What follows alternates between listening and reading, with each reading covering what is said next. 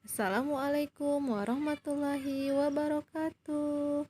Nah, baiklah anak-anak, kita akan melanjutkan pembelajaran tematik kita. Tema 1, indahnya kebersamaan. Subtema 3, bersyukur atas keberagaman. Pembelajaran 4, 5, dan 6. Nah, diambil ya bukunya. Sebelum belajar, jangan lupa baca doa terlebih dahulu ya anak-anak soleh dan soleha ustazah.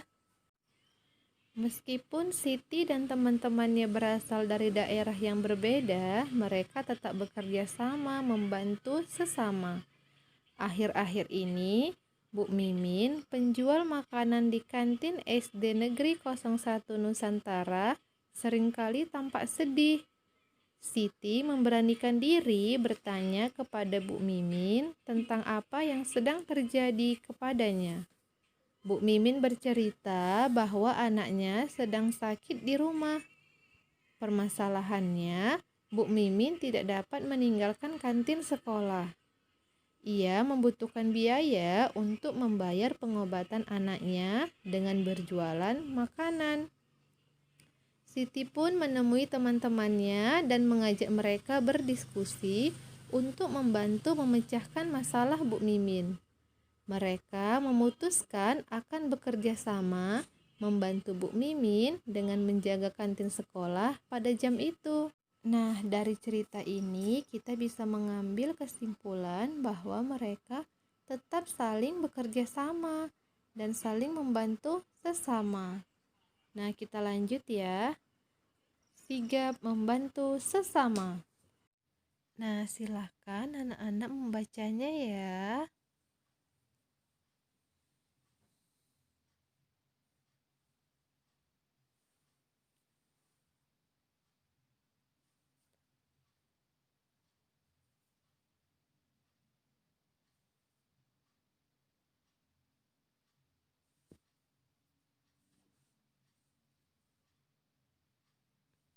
Nah, sudah kan? Nah, baiklah anak-anak, dari teks tersebut kita dapat menentukan gagasan pokok dan gagasan pendukungnya. Nah, di sini Ustazah akan menjelaskan lagi dan mengingatkan lagi kepada anak-anak apa yaitu gagasan pokok. Anak-anak ada yang ingat tidak? Nah, sudah berulang kali kan kita membahas tentang gagasan pokok dan gagasan pendukung. Baiklah, di sini akan Ustazah ingatkan lagi. Nah, gagasan pokok itu adalah ide utama yang dibahas dalam suatu bacaan, biasanya berupa kalimat inti atau pokok paragraf. Nah, sedangkan gagasan pendukung adalah uraian atau tambahan informasi dari cerita tersebut. Nah, dari cerita tadi yang sigap membantu sesama, nah pada paragraf pertama kita bisa menentukan yang mana kira-kira ya gagasan pokoknya. Ayo, malam itu beberapa warga kampung Babakan berkumpul di pos jaga. Tiba-tiba terlihat seorang bapak tua yang berjalan pelan. Nah, berarti kira-kira yang mana? Iya, gagasan pokoknya terletak di awal kalimat, yaitu malam itu beberapa warga kampung Babakan berkumpul di pos jaga. Nah, selanjutnya untuk kalimat yang berikutnya itu menjadi gagasan pendukung. Jadi, gagasan pendukungnya itu dimulai dari kata yang tiba-tiba. Nah, yang ini ya, tiba-tiba terlihat seorang bapak tua yang berjalan pelan. Itu menjadi gagasan pendukung yang pertama. Kemudian yang selanjutnya, ia memanggul kardus besar di pundaknya. Dan juga yang kalimat, oh rupanya Pak Sami. Nah, untuk tugas yang pertama, anak-anak silahkan tentukan gagasan pokok dan gagasan pendukung pada paragraf kedua ya.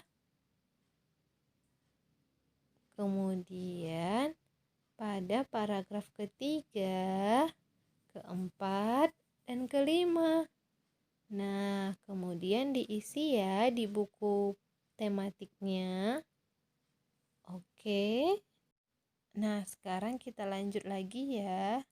Nah, anak-anak telah mengenal tentang keragaman sosial dan budaya pada pelajaran sebelumnya.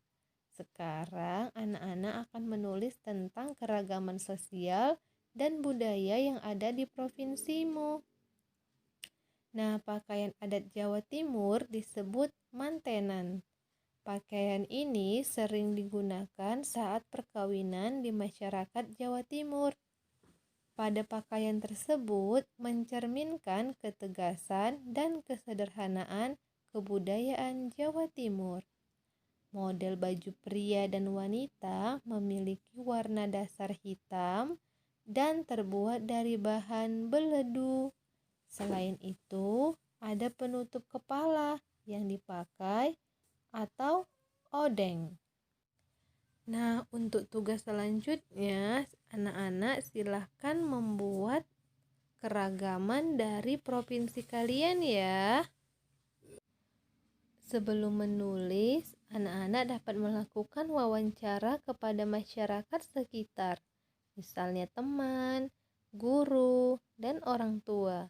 Selain itu, anak-anak juga dapat melengkapi hasil wawancaranya dari berbagai sumber bacaan seperti buku perpustakaan, surat kabar, atau berbagai sumber dari internet. Nah, paham kan anak-anak? Nah, anak-anak, tahukah kamu bahwa permainan tradisional engklek dapat dimainkan dengan beberapa cara yang berbeda? Nah, permainan tradisional engklek dikenal juga dengan istilah angklek atau ingkling. Permainan engklek merupakan permainan berjalan atau melompat dengan menggunakan satu kaki pada bidang datar dengan peraturan yang sederhana dan disepakati oleh para pemainnya. Permainan tradisional ini memiliki banyak variasi tergantung kesepakatan yang memainkannya. Berdasarkan penelitian, ditemukan 43 jenis permainan engklek, namanya pun berbeda-beda di tiap daerah. Istilah engklek yang biasa digunakan di daerah Jawa. Pola peta engklek ada 11 macam.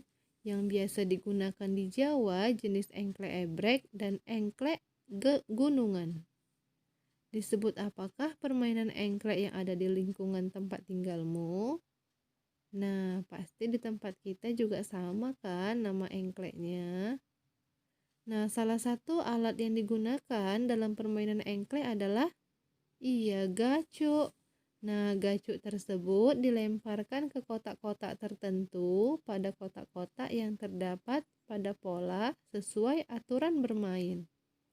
Nah, sebelumnya, coba perhatikan pola peta engklek berikut. Nah, yang pertama ada pola pesawat, yang kedua pola gunung, yang ketiga pola baling-baling. Nah, anak-anak biasanya pakai pola yang mana? Kita lanjut ya, cerita wedang jahe buatan ibu. Nah, untuk cerita yang ini silakan anak-anak baca sendiri ya.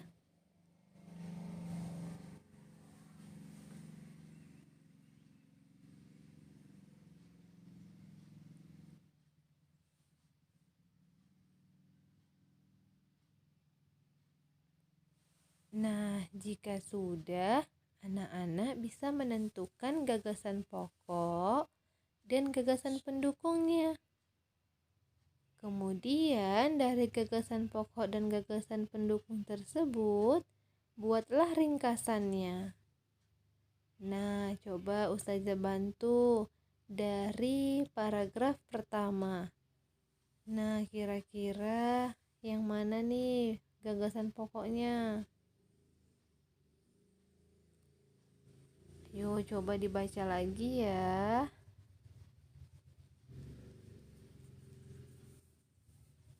Apakah yang ada di awal, yaitu siang ini hujan turun deras sekali? Atau yang di akhir, wedang jahe artinya minuman yang terbuat dari jahe, yaitu minuman khas Jawa Tengah yang memberikan rasa hangat bagi tubuh.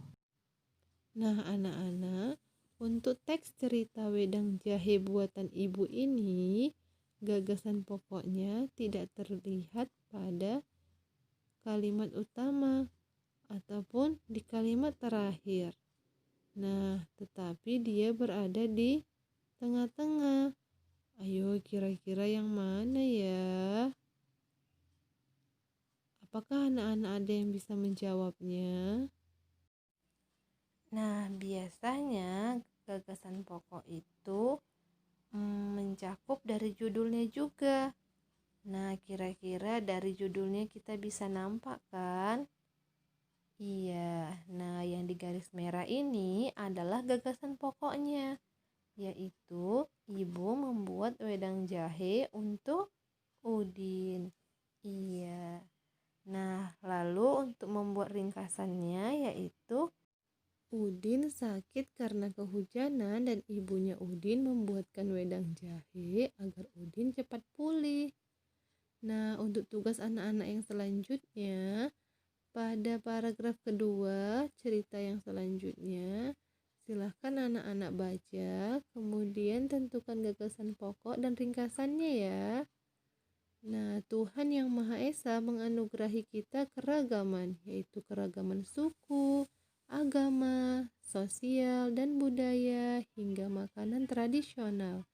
Keragaman tersebut perlu kita hargai dan syukuri, selalu menunjukkan sikap yang santun dan peduli kepada orang yang memiliki latar belakang yang berbeda dengan kita merupakan hal yang terpuji. Nah, anak-anak, sampai di sini dulu ya pembelajaran kita. Alhamdulillah, tema 1 kita sudah selesai ya. Jangan lupa dikerjakan ya tugas-tugas dari Ustazah. Assalamualaikum warahmatullahi wabarakatuh. Tetap semangat ya.